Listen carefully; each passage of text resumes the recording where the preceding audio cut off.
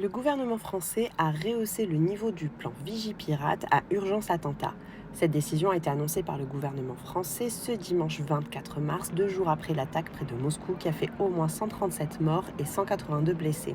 Selon Gabriel Attal, elle est justifiée par la revendication de l'attentat par l'État islamique et des menaces qui pèsent sur notre pays.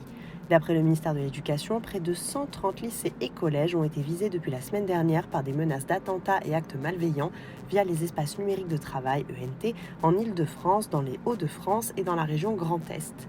Mais techniquement, ça change quoi? Le plan Vigipirate comprend 3 niveaux.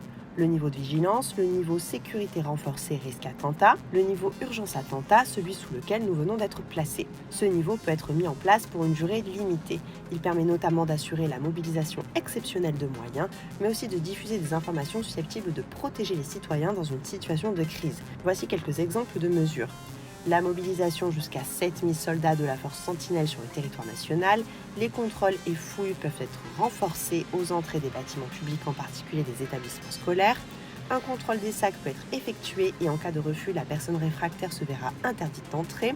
Une surveillance renforcée aux abords des lieux de culte, plus de contrôle des véhicules, la possibilité de diffusion par les autorités de messages d'alerte instantanés à la radio, à la télévision ou directement par SMS. Ce niveau d'alerte maximal a été créé en 2016 alors que la France fait face à une multiplication des attaques sur son sol. Il avait été activé une première fois le 11 décembre 2018 à la suite de l'attentat du marché de Noël de Strasbourg.